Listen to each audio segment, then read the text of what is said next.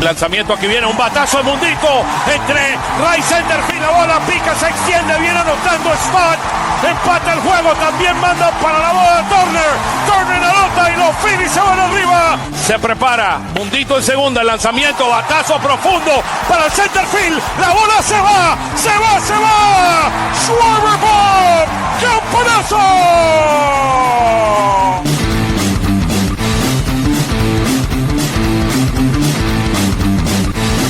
Aquí viene el lanzamiento, swing y lo ponchó. Ponche de Alvarado, amigos.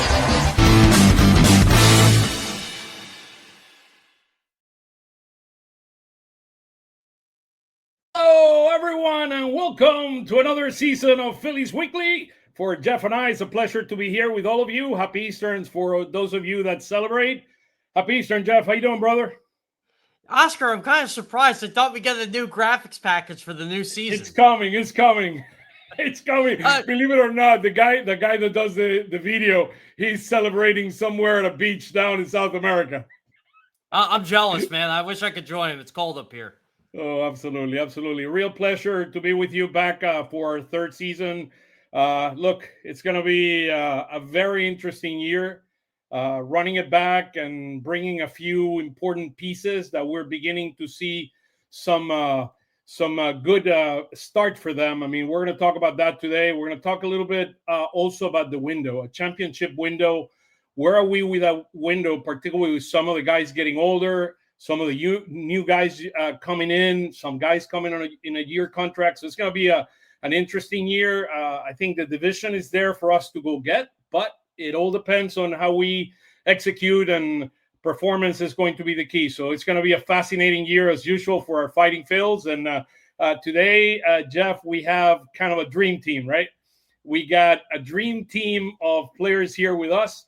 So why don't we bring them on and see who they are? There they are. There's the dream team. Tim Kelly from OnPattison. How you doing, Tim? How's it going, brother? I'm good. Good to see you guys, Oscar. I miss you down at the park.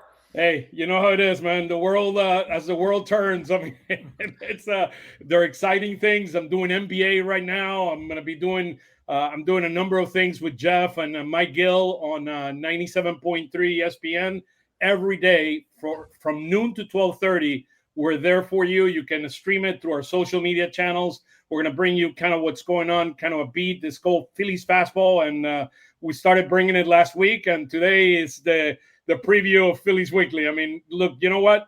This is our baby. I mean, this is where everything started, and looking forward to it. It's going to be a fascinating year. There's Luke Arcaini. What's going on, Luke? What's going on? Happy to be back for another year. Get this thing underway again. And what can we say? The one and only Phil Stelgate. Tyler, how you doing, brother? What's going on? Hey, I'm doing well. I'm happy to be back. Happy to have Phillies baseball almost every day. It's a good time. It's a good time. I mean, and as usual, a beginning of the year, as everything happens with this Fighting Phils, is an interesting year, right? So, look, let's jump into it right away. This is kind of where we are as of right now. I mean, the Braves made me run at the last minute. They lost the last game, so I had to go in and redo the chart right away so you guys could get the latest and greatest. But kind of here's where we are. So Marlins 5-3. Braves and Mets at 6-4, and the Phillies are 5-4, and the Nationals are where they probably will end up the year in the bottom of the basement. But look, the Marlins 5.3 runs per game. They've shown some hitting baseball ability. I mean, the Braves great pitching so far, 2.2 runs per game. I mean, that is a very, very impressive numbers, as well as the pitching for the Mets have been holding off. So both the Braves or the Mets are going to be there probably. I mean, if their injuries, particularly for the Braves, hold up, they're going to be there with us the rest of the way. So it's going to be very interesting. Tim, let's start with you. Kind of what are your thoughts after the first 9 or 10 games in the division? I'm impressed by the Marlins. Sandy Alcantara had a complete game the other day. He pitched much better down the second half of last season. And I went over last year at some point in the second half when the Marlins were in town. I wanted to do an interview with Tyler Phillips after the game, but the Marlins had just beaten the Phillies. They had won like 7 in a row. They weren't going to be a playoff team, but I got the vibe under Clayton McCullough that they really had some positive energy to finish off last season, and some of that appears to have carried over to this year. It's very interesting. How about you, Tyler, from your end? How do you see things? Yeah, I think it's pretty telling that we're all pretty much outside of the Nationals pretty even. The Marlins are definitely an underdog, but they've been doing a great job so far. I'm still skeptical on their plan with calling pitches from the dugout. I still think that that's not the best, but we'll see how it works out. You know, the Braves are doing pretty well despite having almost no starting pitching at the moment. And I still think that it's going to come down to the Mets and the Phillies at the end. And we're all still basically in it. But every team has shown something right now that's positive, and they've all shown that they do have weaknesses. You know, there's not really one main team in this division. That's good. How about you, Luke, from a Philly standpoint? What are your views so far on the Phillies as we start the season? Yeah, I mean, I think it's a good start. Obviously, you know, that little early skid after opening day wasn't pretty. I think there's some people out there that maybe thought the season was over after 4 games, but that, you know, that's why the season's 162 games. But no, they've looked good over the last, 4 games. Obviously, you know, I think Tuesday and Wednesday were the big ones for me with Andrew Painter out there, and then obviously the walk-off for Justin Crawford on Wednesday. You know, a lot of run it back talk in the offseason, but it's been a nice little influx of some youth so far that I think this team really needs throughout this year. Look, after that 13 runs, you can see I've been doing the NBA, right? Points. After those 13 runs, the Nationals put against us. I mean, the world was going to go down. So, your views, high level so far on the Phillies, Tim. You're mute. I think you're on mute.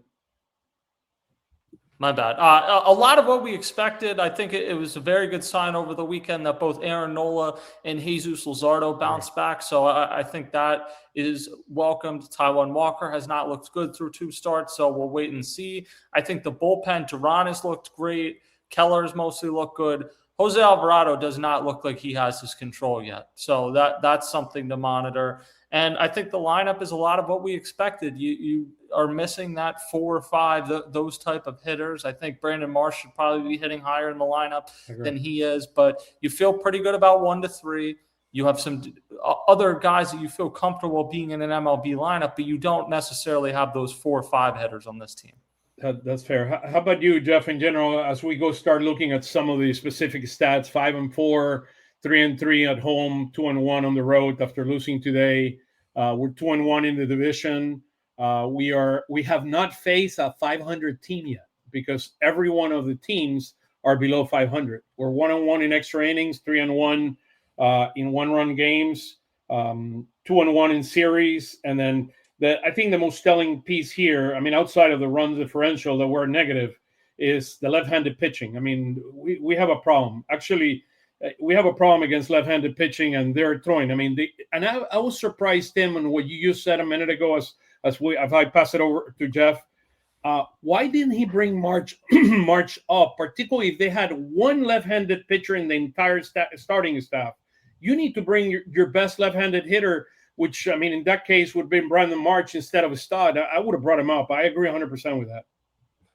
Yeah, go ahead, I'm on board with both of you guys. I was just going to add to Tim's point. Like, I thought Brandon Marsh should have hit 5th to begin the season, no matter what Bryson Stott was doing at the end of the year and in spring training. And I was kind of surprised to see Rob Thompson go that route. And as we all know, he's probably going to keep this lineup against righties and lefties for a while.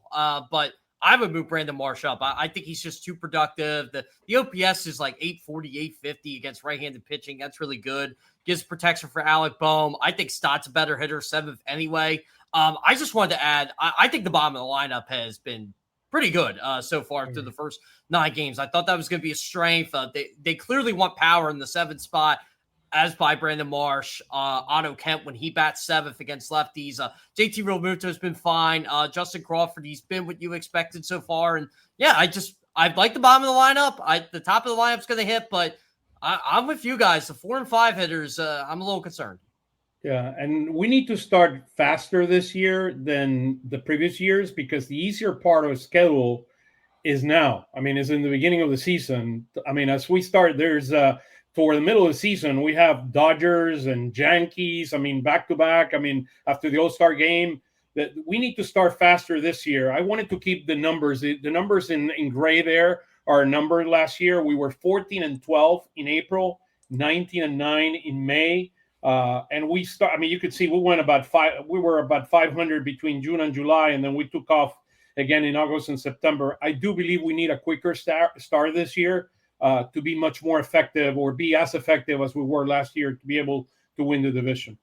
Yeah, and you've had 2 chances here now with back-to-back bad teams where it was a struggle to take 2 out of 3 from the Nationals, and then you win the first 2 against the Rockies, and you kind of just lay an egg, though, in this third game. Not only Taijuan Walker, but they didn't hit. So I think these are series that maybe to your point, in May through June, you might sweep them, and instead you settle for 2 out of 3. And it's still good to win the series, but some of these bad teams, it's better to just sweep them. I mean, Luke, your thoughts. I mean, we go out in Colorado and get 7 runs in the first inning, and after that, for the entire series, two games and whatever, and 8 innings, we only get 6 runs. I mean, which is a bit concerning, to be honest. Yeah, for sure. I mean, that's been the story, I guess, of the Phillies for the last couple of years, right? As they get hot, they get cold. I thought, the guys that the Rockies threw actually pitched pretty well on Saturday. Especially, I can't remember exactly who it was, but they had one guy out there for nearly like 5 innings after the opener. But yeah, I mean that's been the Phillies' way is they go, 15 to 20 innings of scoring 20 runs, and then the next 3 games they lay an egg. They're hot, they're cold, and they're everything in between. So it's just finding that consistency. It's early. I think they'll find it. They've shown in the past that, even if they're not the most consistent offense, they can consistently win a lot of games.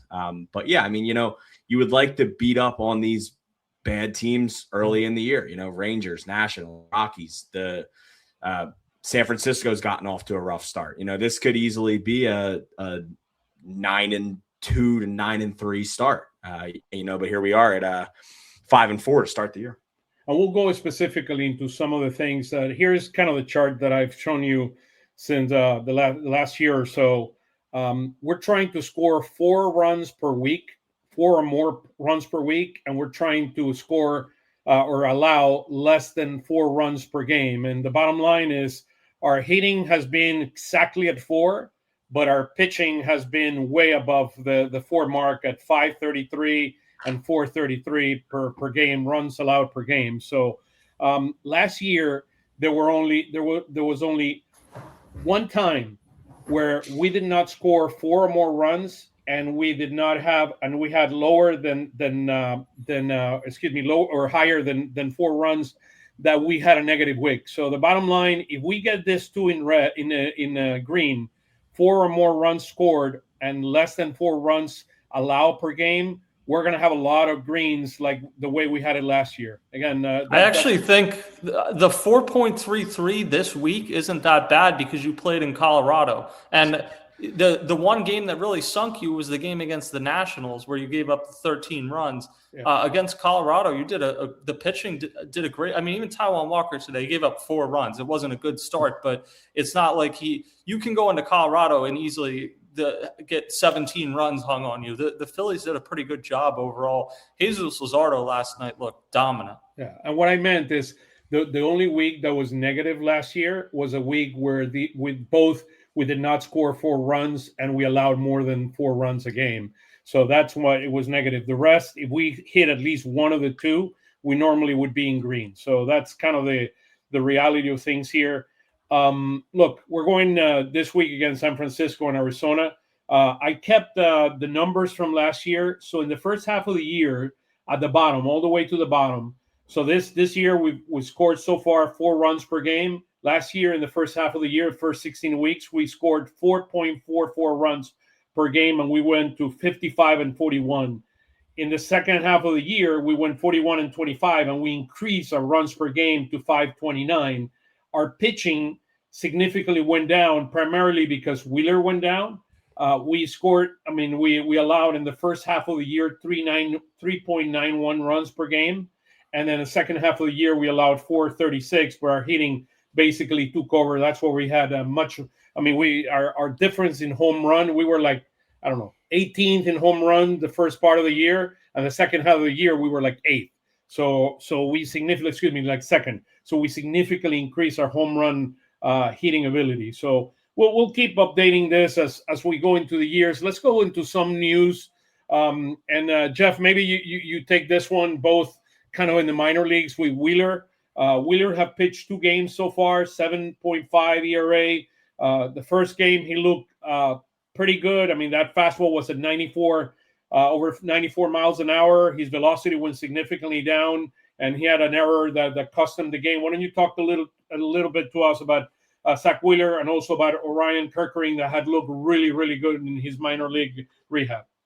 Yeah, I'm more than encouraged with how Kirkering's pitched over this rehab stint.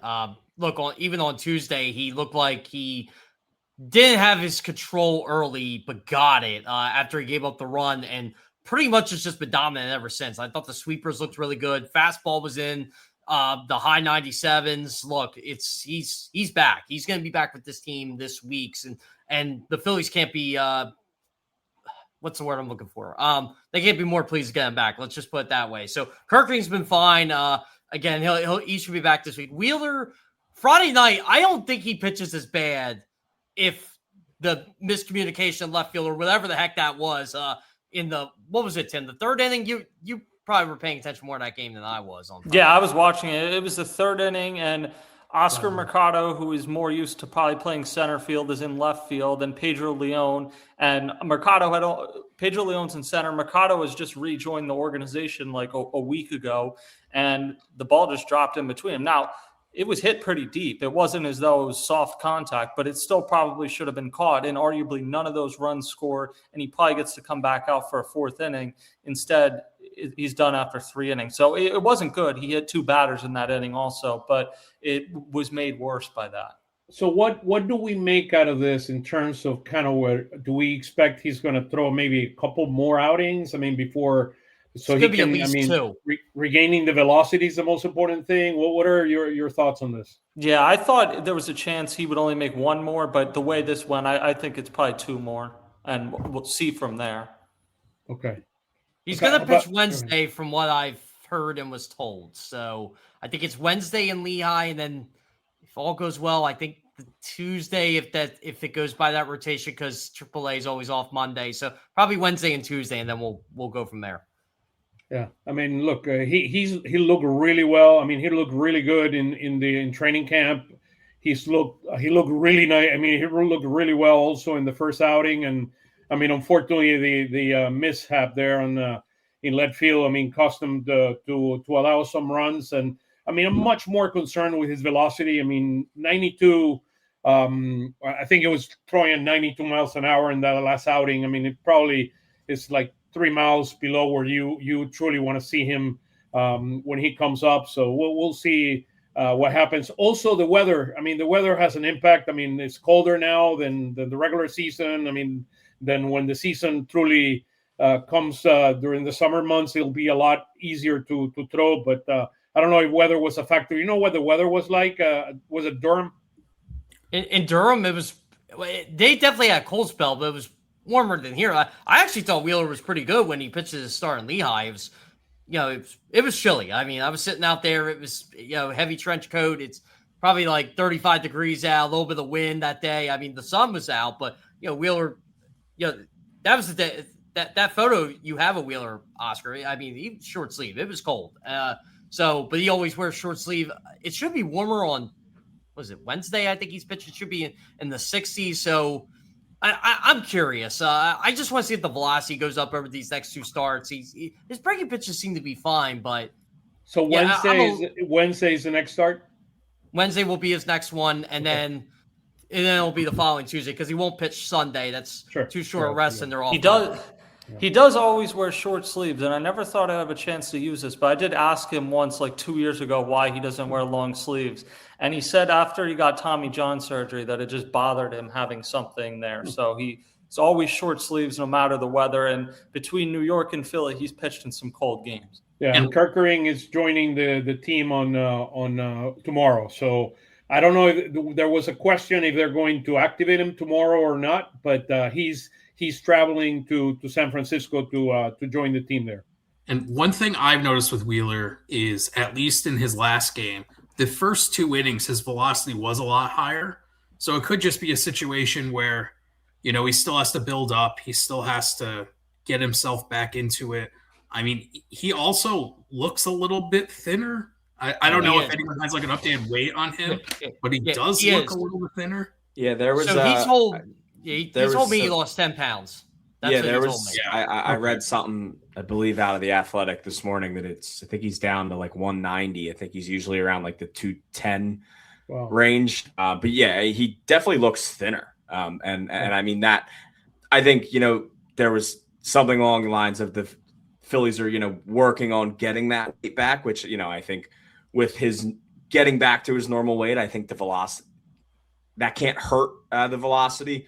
But like you said, Ty, I think it's a good sign that the velocity was a little more normal early in the game. I mean, like Rob Thompson said, this is still basically spring training for him. So I'm not necessarily worried, but I think it'll be, like everyone said, at least a couple more. If we get to the fourth start and the velocity is still down, then I'll be more concerned. But I think it's a tough injury to come back from. Yeah. I even looked into like Merrill Kelly when he was doing his prep to come back. Of course, they didn't have velocity on any of those games that he was pitching coming back, but he went through the same situation where he was struggling the first couple games deeper into the start. So I don't know, maybe going into the fourth start, if he's still struggling and the velocity is still not there, then I would be a little bit more concerned. I would not hurry him up. I mean, whatever time he needs to take. I mean, because we need Wheeler at his best. I mean, Wheeler could be the deciding factor for us to make a long playoff run. And to me, his health and him coming fully back is the most important thing for this team. So, Tyler, there's a question for you. How about that? If they get to the middle of April and the velocity's not back, I think the Phillies are a smart team, as this person's face is covering me up right here. But I know. Sorry. No, you're fine. It was just funny because I went to look down at myself and then I didn't see myself. But I mean, if they get to middle towards the end of April and the velocity's still not there, there's absolutely no reason to rush him back in April, May. You need him from, August on rather than right now. Now, here's a question for you. They gave Kepler effect. Do you think that has something to do with the Marlins or not? I don't know. I don't even want to talk about that guy. Only bad memories. Only bad memories. Only bad memories. Okay, let's go back to this one. So in terms of look, I have a couple of slides here, one on the rookies and a couple of newcomers. I mean, just our overall thoughts. I don't think it could have gone any better the first 9 games of these two guys. I mean, they've been as advertised, and I mean, a game-winning hit for Crawford. I mean, Tim, let's start with you, and then we go Jeff, and then Tyler, and then we'll continue going here. I thought Crawford struggled a little offensively in Colorado. He wasn't as impressive, but yeah, certainly the first homestand he was great, and I think so far he's passed the test in center field too, which we've kind of taken for granted. And not that he's perfect. Some of the routes haven't been perfect, but Colorado is a huge, gigantic outfield, and he didn't have any misplays there. He correctly fielded the ball off Monty's angle or against Monty's angle. So I think he's done a good job. People just need to have fair expectations for him. This is not someone that's going to come lead off for you this year. This is a bottom of the order hitter. And if you just have him put the ball in play, run when he gets on base, I think that's good. And I know people have said, well, you're not going to want to steal when you have Trey Turner, Bryce Harper, and Kyle Schwarber coming up, which maybe you will, maybe you won't. The other thing, though, is Justin Crawford can go first to home if you put a ball in the gap, too. So just having him get on base is important. And then Painter, I'll keep it simple. It was super impressive. We'll see what he does tomorrow night in San Francisco, but he couldn't have gone much better in the debut. Yeah, I agree 100%. Your views on Crawford and Painter, Jeff? Yeah, I mean, look, Justin Crawford did those first 6 games what I expect him to do. Just get on base any way possible. Everybody likes to talk about the ground ball rate. And look, that first day, he was like a kid in the candy store, right? Finally made it. I talked to a lot of the minor league guys over the last couple of weeks that worked with Crawford or been around Crawford. And I had, top prospects of Reading and in Lehigh tell me that they're so impressive how hard Crawford works and how much better he's gotten over the last couple of years. And he's been pretty good. But the work he's been putting in with his defense, with Eric Davis, with Chris Tank Adamson in Lehigh, just the work he's done. Dante Nori is very impressed with how Justin Crawford goes about his business. And, Dante Nori works with Kyle Schwarber in the all season. So he knows about hard work. They'll both be in our outfield very soon. So yeah. Soon coming over to your theater. So I'm impressed with the real thing. Justin Crawford is just a super positive guy, and having that energy around on a veteran team where it has to be tough. Not saying it's not fair that the expectation is nothing matters till October, but it has to be tough having that expectation. And I think having a younger guy like Justin Crawford can help to put things back in perspective. I think the funniest thing with him for me, Crawford, is that, mainly this past offseason, it was a lot of the ground ball rate talk. And he's just going to hit balls into the ground. And he is exactly as advertised as he was last year. And it's crazy because, you watch these Lehigh games and it's like, yeah, he hits the ball into the ground all the time, but he just gets on base. So far this season, he's hit the ground on the ball on the ground a lot, but he's gotten on, he just finds a way on base. And that's exactly what you need out of your 9-hitter. And these stats are up to date. 345 on base percentage. I mean, it's really impressive. I mean, take it every day of the week out of the 9. I'll take that. I mean, any day of the week. I mean, that kid, he's going to steal tons of bases. I mean, as Tim said, when he, hit it. A base hit toward the gap. This kid can run it from first to home quicker than most guys in baseball. So, and the other thing with Crawford that I've noticed is he hasn't stolen a lot of bases yet, but he's very smart on when he's trying to steal the bases. Even at the end of the year last year in Lehigh Valley, I saw that at the beginning of the year he was a little aggressive on the base paths, but he was really, picking and choosing his spots. If he didn't feel comfortable against a certain pitcher, he wasn't going. But he's still making it seem like he's going to run on pitches and making the pitchers nervous. He's getting thrown back to first a lot. But the one really impressive thing that I've seen with Crawford is he will have these bad at-bats where he's swinging out of his shoes on everything. But then he'll come back the next at-bat and just get a single, out of nowhere. And I think that's really impressive that he can still recover that fast. Some people get into these slumps where they're just swinging at terrible pitches every single at bat, but it seems like he really leaves the last at bat behind and tries again the next time around. And he's had early success. And with Painter, one start, but I think that was better than everyone was expecting.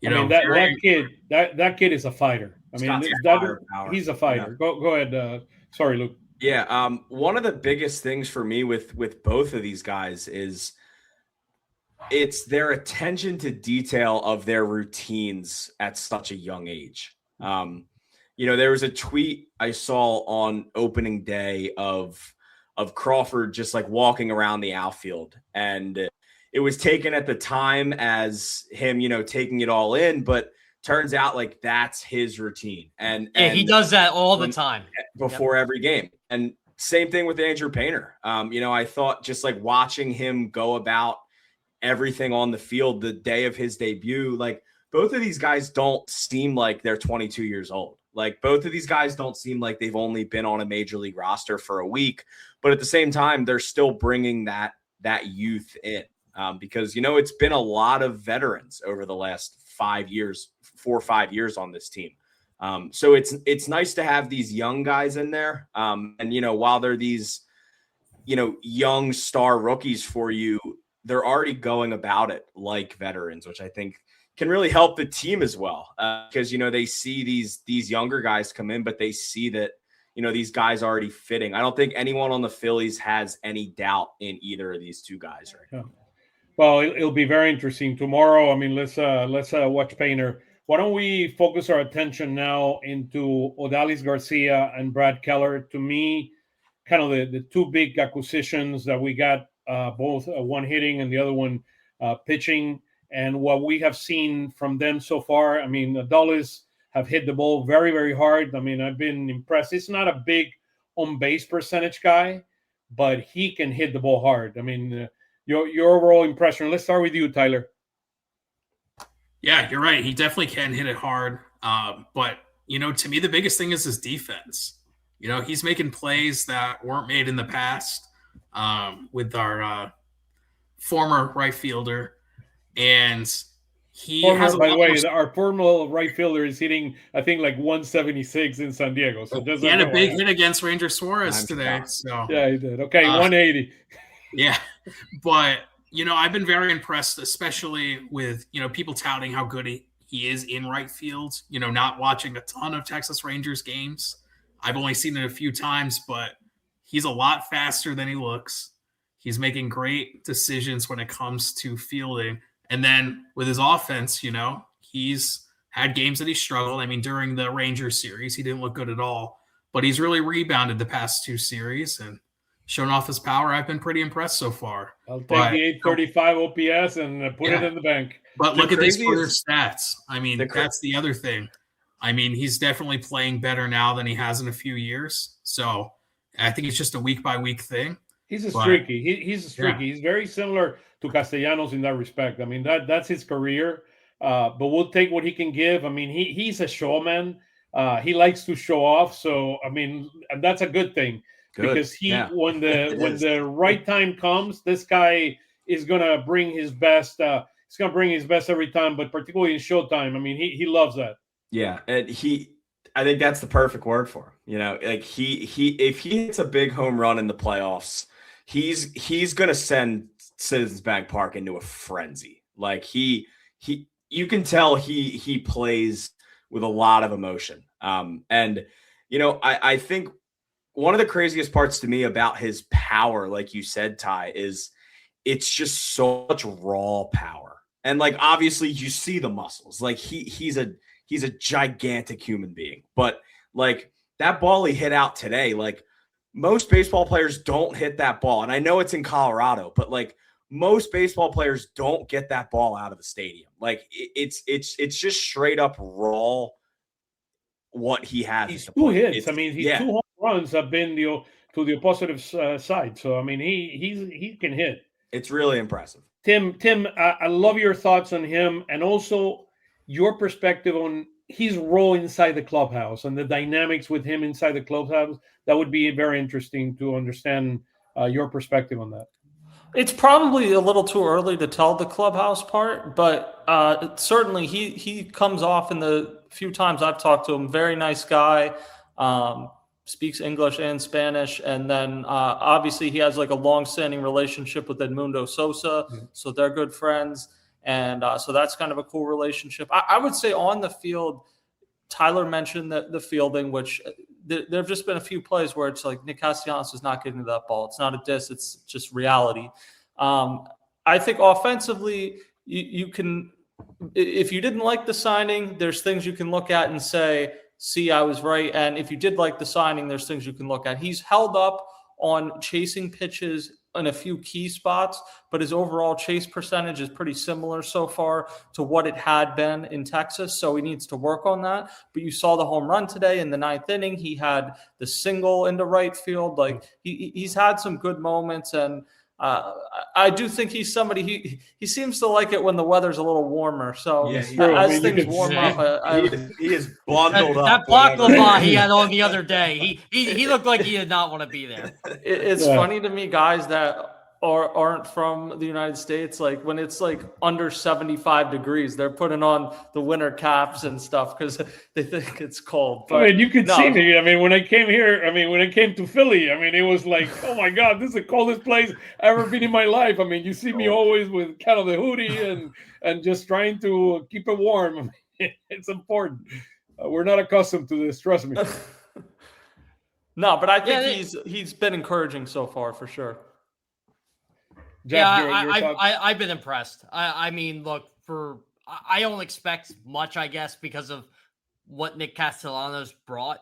But look, Garcia, I think we'll all take a 294 bag after him this year. I would take 250 from him this year, but I'd take the 835 OPS. Yeah, that's what I was just gonna say.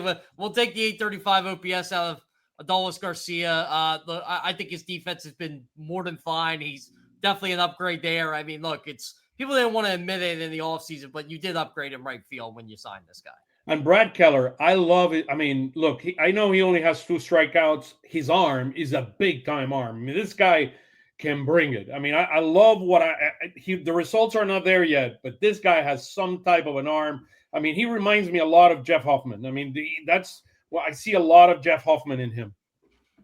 I would say I don't have the numbers in front of me. I feel like he's getting a lot of broken bats. Like he's a guy that will pitch you in, and it's like he's getting firewood every single time he's out on the mound. So anytime you give up runs early in the season, your ERA is not going to look good. But I think for the most part, he wasn't impressive in the WBC, but for the most part during the regular season, he's done a good job so far. And he was the MVP. Kossel, the manager of the Chicago Cubs, said, the MVP on my pitching staff was this guy.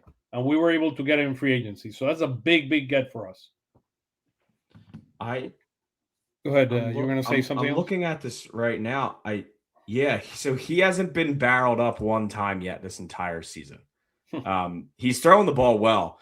That ERA is a little misleading for how he's pitched so far. That's a home run by Adam. That got him. They were a half a second away from being out of that inning. Before Abrams got him with that home run, and he's been a lot better than a near ERA of 7 so far. Yeah, those are the 3 runs. That 3-run homer by Abrams in the Washington series. So we're 100 days away from the All-Star game. Believe it or not, I mean the Phillies put this out there today. So look, celebration is coming. The Centennial is coming to Philly. It's going to be wild with the World Cup. The World Cup starts June 11th. So that's when the World Cup starts in general. Let's go and look at some of our hitting. So here's kind of what I love to do, which is where do we stand from a hitting standpoint? So we're 19th in run score right now. We're 16th in batting average. Our OPS is overall 13th, but look at the difference between we're 5th against right-handed pitching, and we're against left-handed pitching. We're 27th in baseball at a 496 OPS. That's a scary number there against lefties. I mean, they're going to throw lefties at us. We're going Rays pitching against us in this series, and there's another lefty from the Giants I think is pitching against us in the series. We'll look at that more details as we go further, but that's very, very scary, the OPS against left-handed pitching. Yeah, Chase, they need to get it going. That's been how it's been the last few years. They've been really good against righties, and they've been below average against lefties. It comes down to what you get out of those platoon guys, and obviously Edmundo Sosa had a rough start at the plate before Wednesday's game. Wednesday, was his first big game, but it's, what do you get out of the Otto Kemp? Because your OPS against right-handed pitching in left field is really good with Brandon Marsh. What do you get out of Otto against lefties? I think that's, one of the bigger questions for me, because that's one of the only real changes to the lineup. I mean, and this is one of the issues with being so reliant against Brandon Marsh against righties. He, to this point in his career, has been virtually unplayable against lefties. So you have to take him out. And I think it's way too early to make any judgments on Otto Kemp. I like Otto Kemp. I think he's going to prove to be a good platoon partner. But even in the best case scenario, he's not going to do what Brandon Marsh does against righties, against lefties, which means somebody else has to step up. And again, we get back into this issue where you have guys to hit 1, 2, and 3. You have guys to hit 6, 7, and 8. you don't really have that 4 or 5, especially in your lineup against lefties. That's where, I mean, Jeff and I started talking a little bit about the other day in the Phillies Fastball podcast. Brian De La Cruz was the MVP of the Dominican season down in Winter Ball, and he was the kind of the MVP of the postseason as well. The guy was hitting really well, and look, and the last week too. Yeah, he had 3 home runs in like his last 4 at bats Yeah. at one point. yeah, I mean, the guy, I mean, look, to me, I understand why Moore is here. He gives you a lot more flexibility, but if you're not going to use him, I mean, why don't we bring, Brian De La Cruz at some point and leverage his big swinging ability? I mean, the guy he has power, and he was really, really good in the Dominican series. And the Dominican. Well, I think if you bring De La Cruz up, you'd probably be sending Otto Kemp down as opposed to DFAing Moore. And that was what I was going to say. I think this might be a hot take, but I actually think Otto Kemp should be in AAA right now, playing every day, getting the at-bats, getting better in left field. I was not impressed with him the few games that he did play in left field this year, and he hasn't played the past couple days, and I don't know how he's going to keep getting better if he just isn't playing. I understand the matchup situation. You're not going to sit Brandon Marsh to give Otto Kemp playing time if it's against a righty. But it may be wise to just bring up Brian De La Cruz and have Kemp playing every day in AAA for the time being, at least. The thing is, like, he's never going to be an everyday player at the majors. So you got to get used to this role, because either you're going to sink or swim in this role. I thought last year when he was in left field, he looked pretty good. He hasn't been so far, but it's a small sample size. So I think just kind of ride it out and see what happens. But if you're bringing De La Cruz up, to me, it's just because you think he's better than Otto Kemp. But the Phillies have talked so much about Otto Kemp that it's going to be a little till they make any determination, because obviously they really believe in him, particularly his bat. But I think third base was the position last year I looked at, even though they say it's his natural position, and I was like, I don't really see it. But I think he can suffice in left field, and it'll be a lot easier to overlook some of the shortcomings defensively if he starts hitting. We're talking about hitting. I don't want to, and I know we talked about the minors, the guys that were in the minors before. Adam Miller, can you give us an update, Jeff, latest and greatest on Adam Miller? To your best knowledge? There really is no update. He hasn't even been swinging a bat yet. That was as of. I heard he's fielding. Isn't he fielding? He's fielding. He's running. He's more motion. I've talked to a couple of people in Lehigh about this. He's not up to swinging the bat yet. As far as I know, he's still running. He's doing that stuff. They're being really cautious with Adam Miller. They should. Yeah, I mean, if someone told me May 1st, that's pretty optimistic at this point. So he's actually in Lehigh, just on the IL there. He didn't stay back in Clearwater?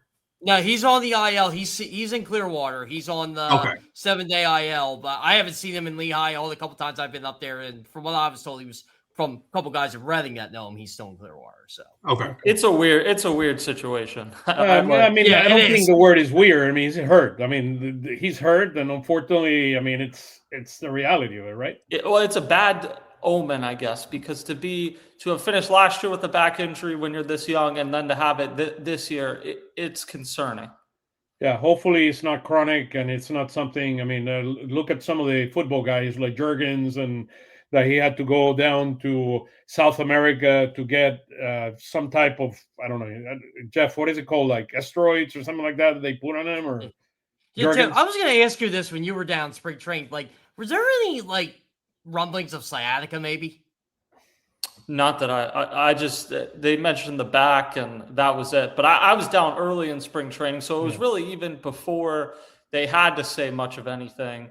And then Bryce Harper accidentally said it on the TV broadcast that one day, and it kind of came out since then. But yeah, it's wishing nothing but the best. I mean, he's the top talent, or one of the top talents in this organization.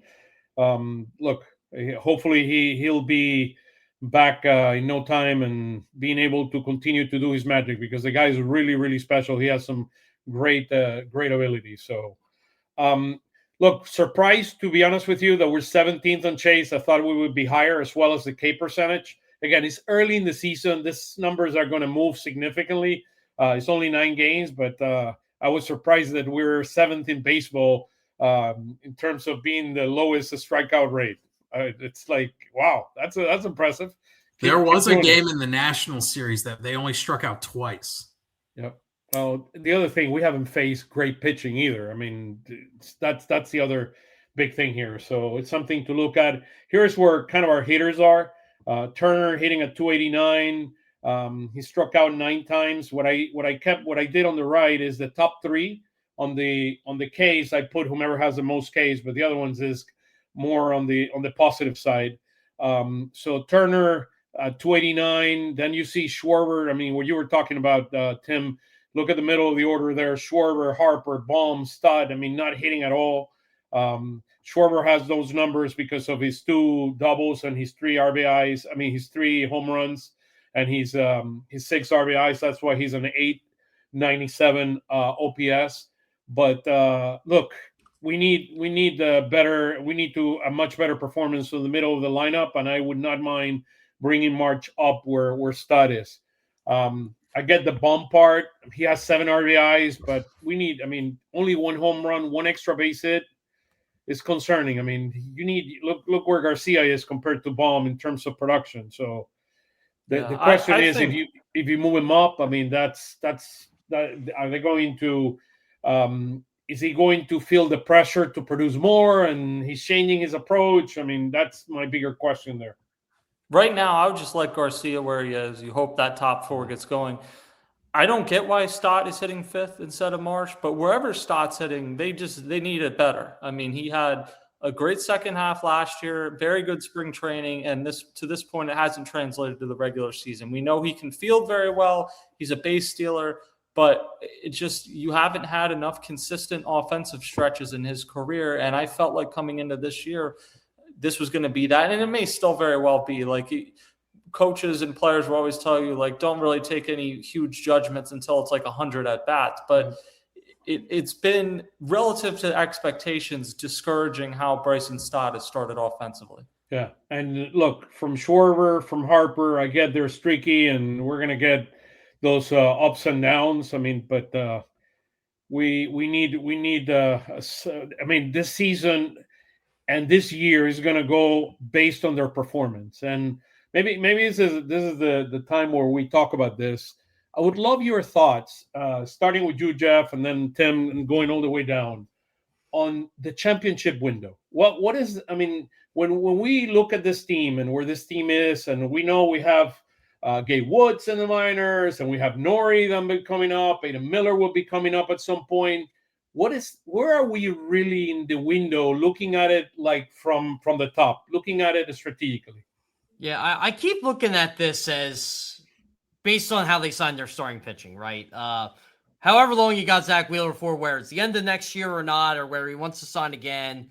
But you sign Christopher Sanchez, you sign Jesus Luzardo, you know they're really good.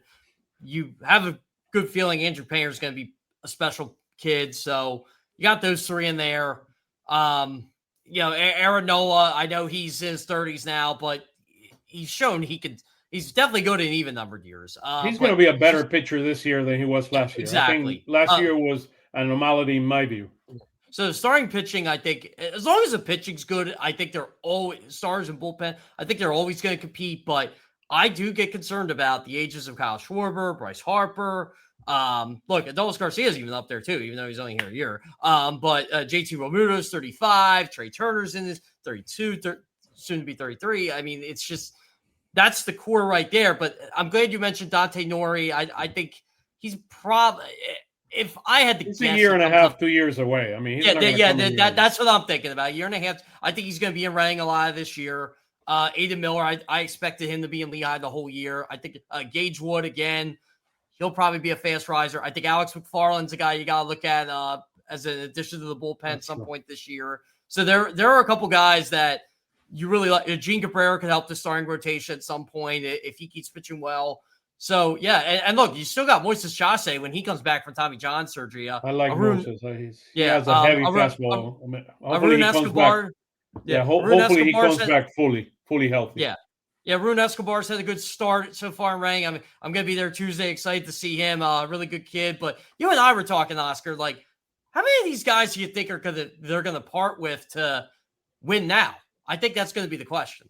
That's going to be a question, and we're probably going to need an outfielder, maybe potentially an outfielder at the trading deadline, and I mean, there's some of these guys might not be here, so that's the unfortunate piece of it. How about you, Tim? I mean, how do you see the window? Well, I remember talking with you a year or two ago and saying, like, the window's 2024, 2025. Well, it's 23 was the 2026. window when we needed 2026. to win. 23 was the window when we needed to win Yeah. the championship. I mean, Yeah, that was the year.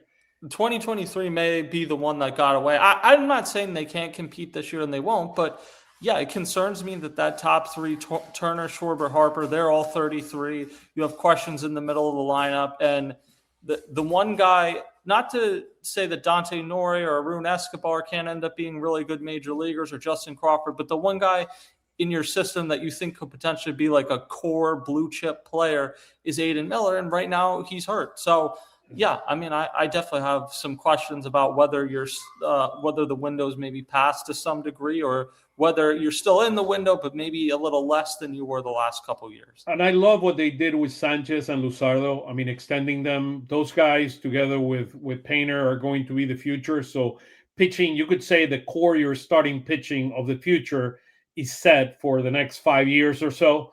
The bigger question is going to be right here in the lineup, which is the window, particularly. I mean, the way I look at it is, with age, it's going to start shrinking and shrinking more in the middle of this lineup. I mean, where the money is truly invested on. So, Tyler, your thoughts, and Luke?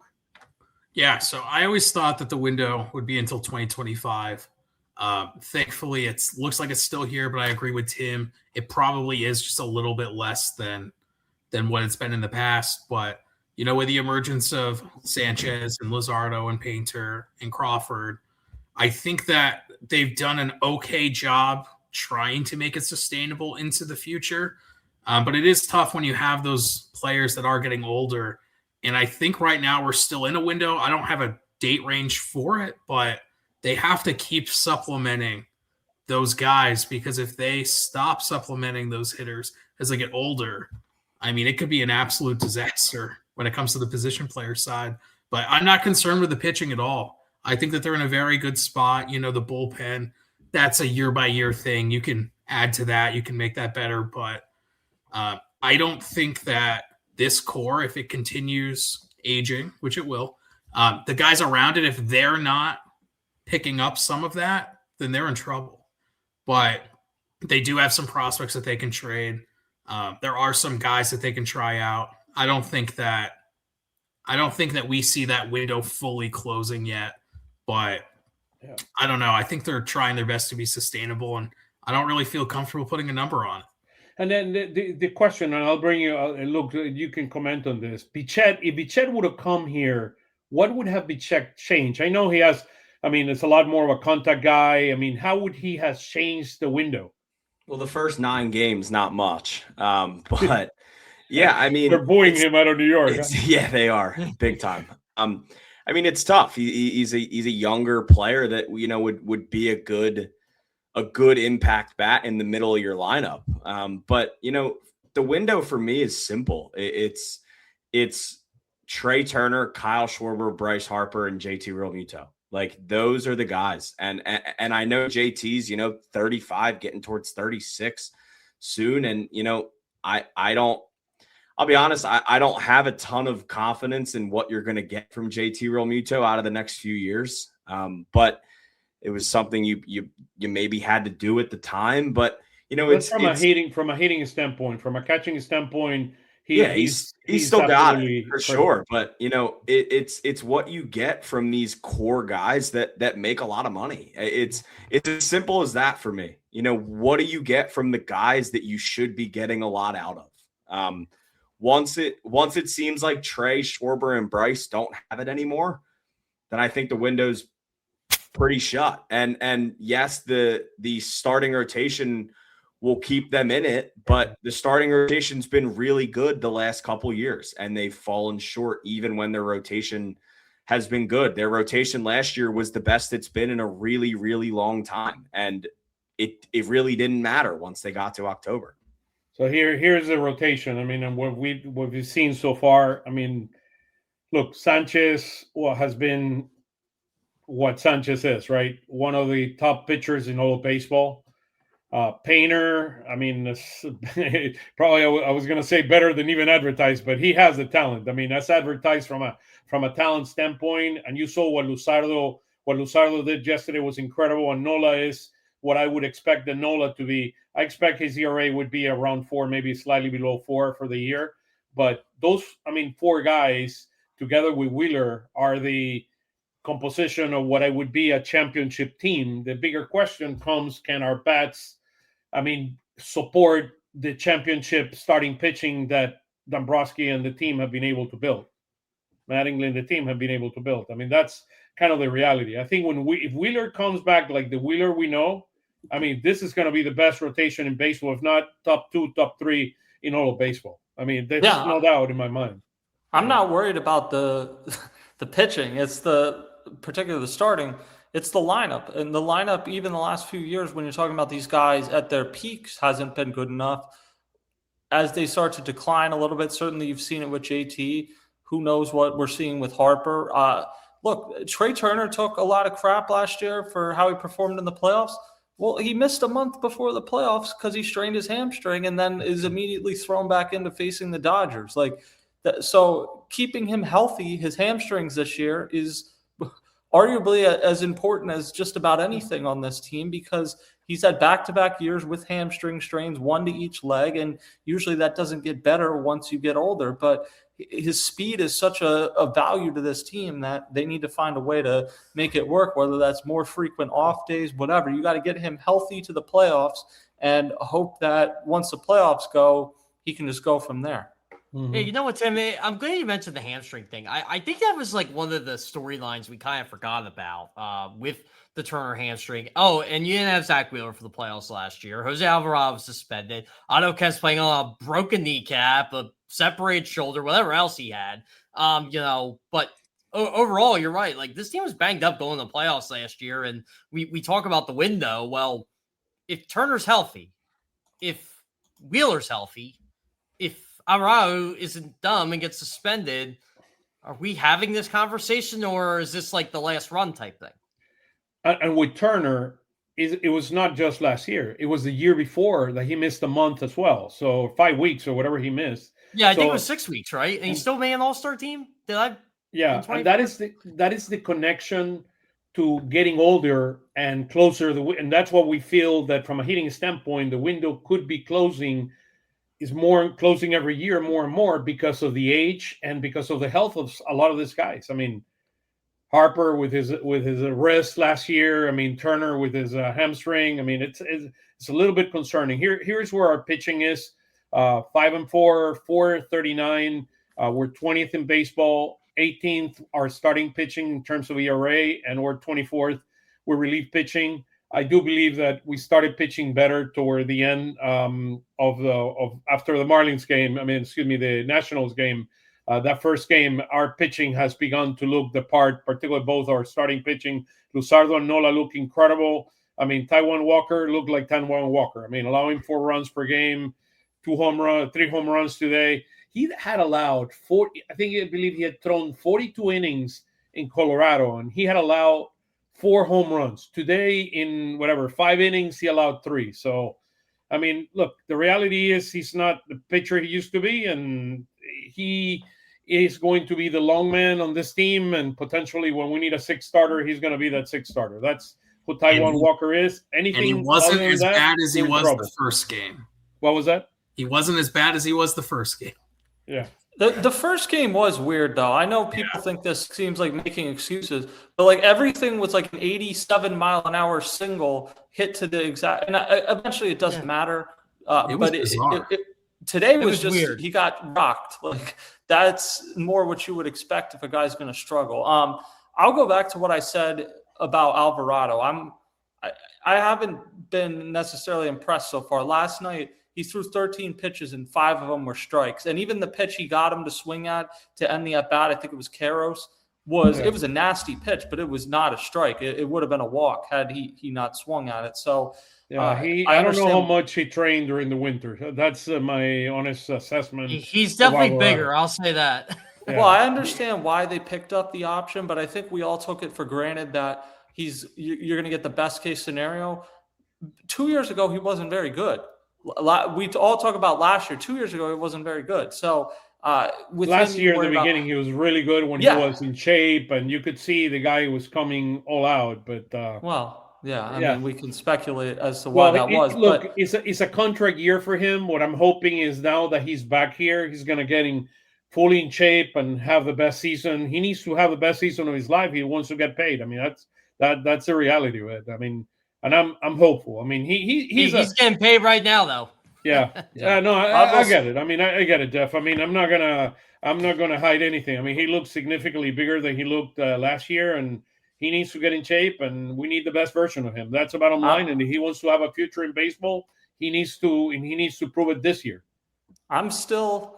Call me stupid. I'm still intrigued by Kyle Backus because when he throws strikes, he gets swings and misses. Yeah, that ball, it's nasty. Going across. Look, one thing that I'll just mention about Tim, this, do we think Backus is getting sent down when Kirkland comes back, or I think Pop might be sending now. Or you think it's Pop? Or Pop. I mean, Tim Meza has made it impossible. He's been one of the best relievers. He's been their best pitcher. Tim Meza's been awesome.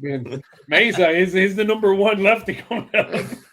The only thing Tim Meza's been struggling with is what to speak at Millersville's graduation. Yeah. Well, I mean, I think Backus will go down first just because Pop doesn't have the option. He doesn't have any options? No, but I mean, Pop does have a split deal though. Yeah, he does. So maybe they won't claim him. Right, and if he gets claimed, so be it. But no, I think you're right. With three other lefties, I think there's a chance Backus does go down. But and maybe that ends up being a good thing for him. Obviously, in 2022, Jose Alvarado went down, worked on his control, and came back and was one of the best pitchers in baseball afterwards. I'm not saying Backus is going to do that, but I think Tanner Banks is a good number 3 lefty. I kind of put Tim Meza in that same group. You hope you get what you get out of Alvarado, but you need another nasty arm in the bullpen. And I think Backus, the floor is lower, but the ceiling is also higher. Yeah, and he looked much better in the last couple outings he's had. Look, to me, most important number that we need to see out of all the stats is the starting pitching ERA. That's how this team have won over the last few years, and that's how we want to win this year.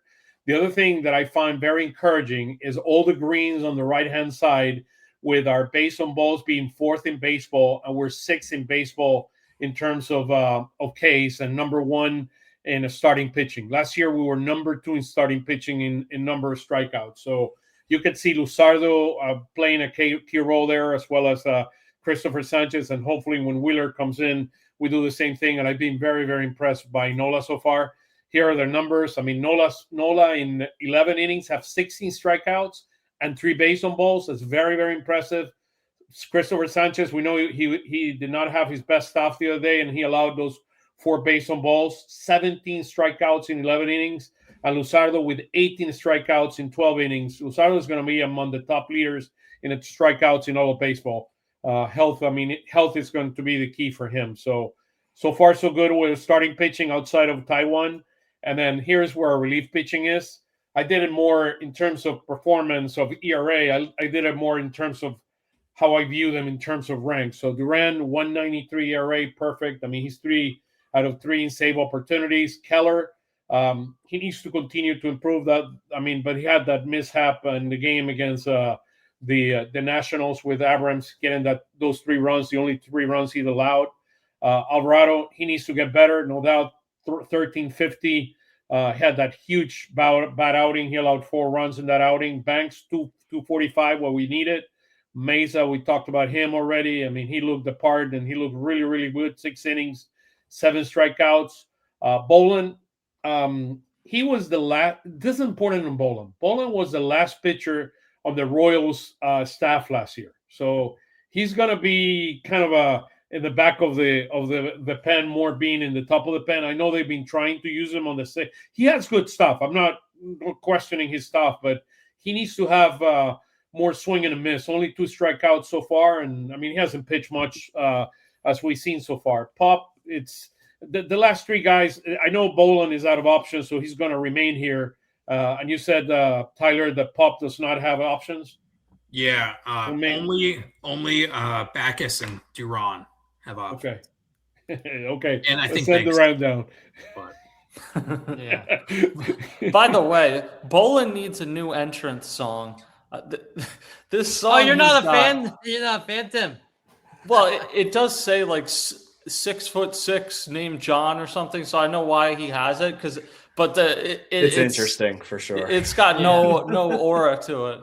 Yeah, and the guy is a big dude. I mean, so he could have a little bit more of a edge on his entry song. I can send him some Bad Bunny songs if he needs some. I want to ask you guys this while we're talking about pitcher. What do you guys think of Otto Kemp surrendering "Take Me Out" for Andrew Painter? I love it. I love it because I love it. I love it for Andrew Painter. I think it's an awesome. It's an awesome starting.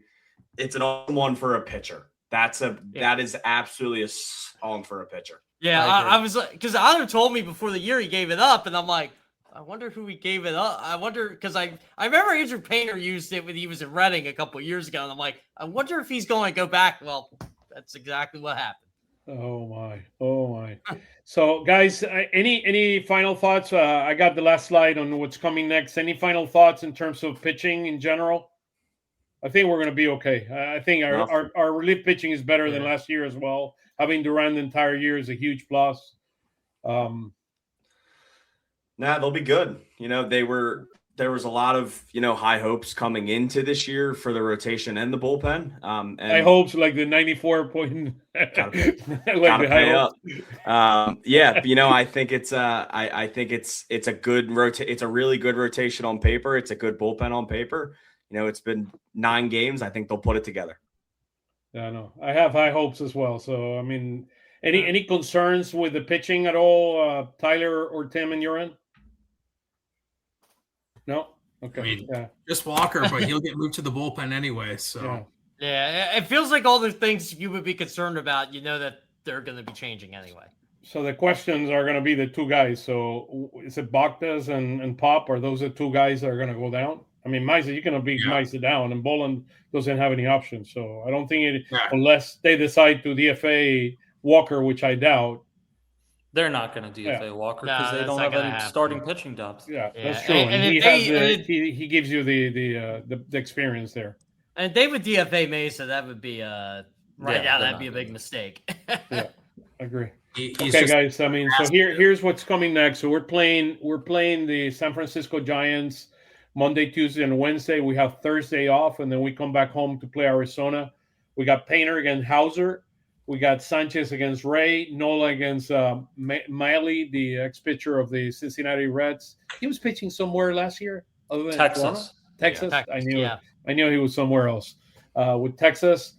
So look, how do we see in the Giants series? Anything that pops up on you? Can they just get out of here? Yeah, can they just get out of here? I still got the Patrick Bailey home run in my mind. I'm so happy they moved their start times up in San Francisco. They always did 10-10 start times. That difference, that extra half hour can't be underestimated. Makes a lot of sense. You're getting into the new day. With these, you might still be in the same day. Yeah, just get out of here. Don't get swept. Who did he hit the home run against? Who did he hit? Jordan Romano, who's had a really good start for the Angels, actually. He's on a really good start because Joe Adele. Joe Adele was pretty good for him. But by the way, I still have Romano in the video. The video is being changed. But I saw that. Yep. Yeah, you saw that. I knew that's why I was making fun of you at the beginning of the show. I'm like, it's coming, guys. The guy is on Eastern holiday. I mean, at the beach, and said, "I'm not going to finish it before," and I said, "I'm going to kill you." So we have go see tomorrow at noon. Phillies fastball that has new videos and had school stuff there, so you can also see that one. I promise by next week we'll have a new video here. Yeah, so, the Phillies should actually go into this series with an advantage. Granted, it is San Francisco, so it feels like they never do. But the Giants have been bad. They can't hit. They don't have a single starter with an OPS over 678. Arias is their best hitter. No, just kidding. Devers. Not even. It's bad. I thought Julio Ramos was going to be a lot better than he's been lately. I mean, the whole Tony Vitello thing is very bizarre. Yeah. It's just Gabe Kapler all over I again. think they're getting used to everything out there a little bit. Yeah. So Well, maybe The he's Phillies- doing what like was he college comparing training the or other something. day? he Tim, compared what- Devers to Tiger Woods, but then he caught himself Before, like before a the week or two accident or ago. after the accident? A It's a week or touchy two ago, subject. he just started riffing about Kanye West. Like he's kind of a wild card, and yeah, so it'll be Hey. interesting to see. Harrison Bader will be against the Phillies for the first time, so that'll be interesting. And He's been but awful, I mean, too. Rough start. they should do well in San Francisco, but who knows? I mean, for a long time, the Phillies would get curb stomped every time they went to Coors Field, and that seems to have changed. So maybe this is where it changes at Oracle Park. If not, by at way, least the guys, games will be over a little earlier. Harrison Bader, 397 OPS right now. Yeah. Yeah, It's almost it's early. Yeah, but he's hitting like Yeah, 180, it's early. 160 or Never mind. 160 or something like that. The only thing that I point 118, out, Oscar. what is it? 118. Oh, 118. So he went 0 for 4 today. Soroka has been pitching really, really well. He looks like he's a new pitcher.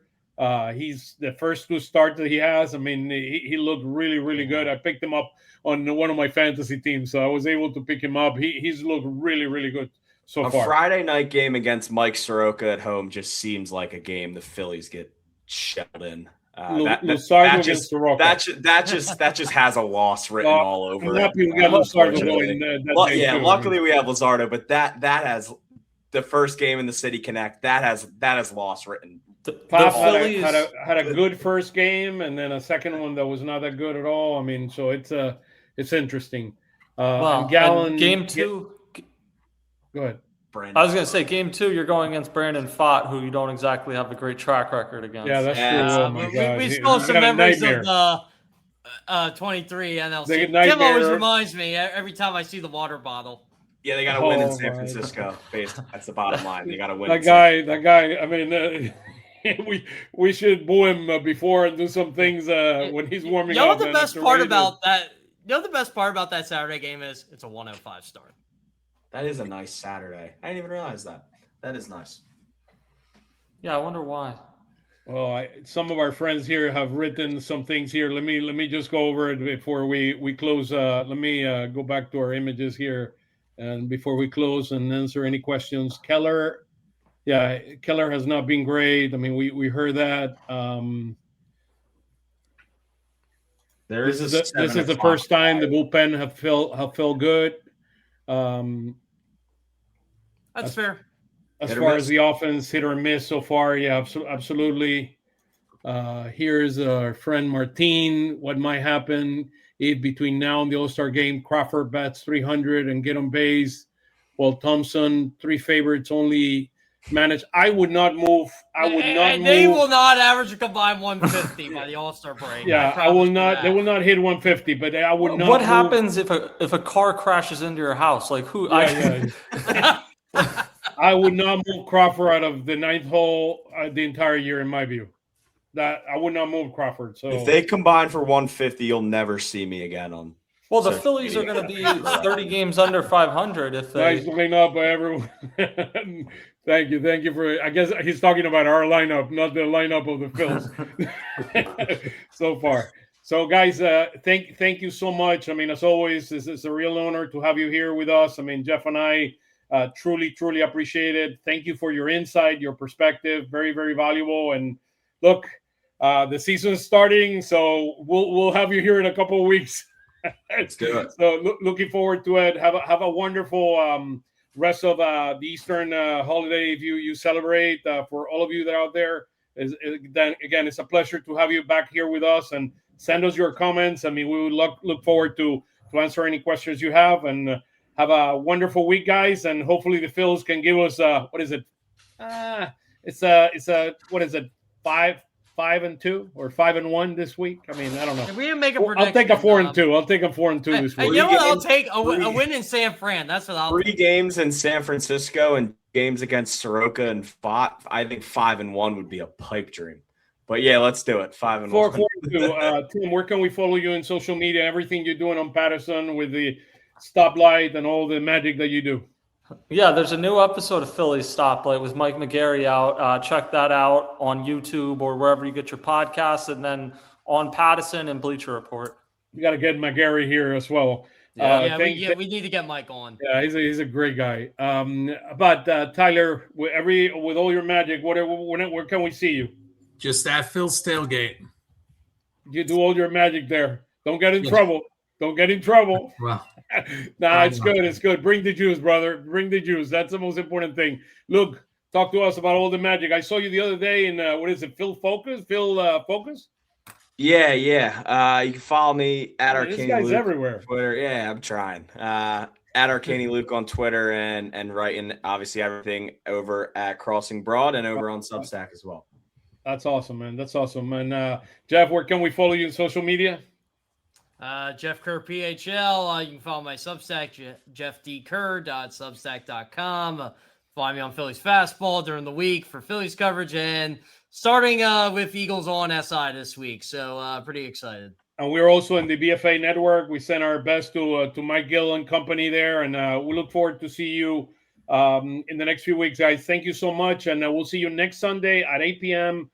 John Foley and the gang are going to be here with us next week. So thank you so much, guys, for being with us, and God bless. See you guys.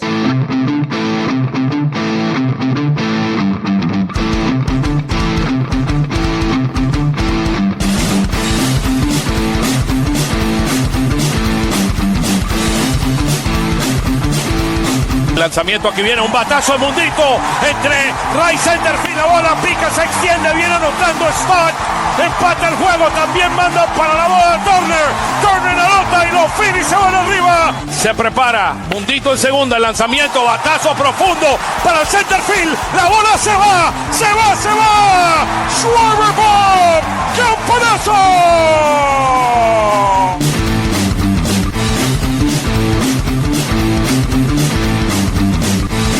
Aquí viene el lanzamiento. Swing y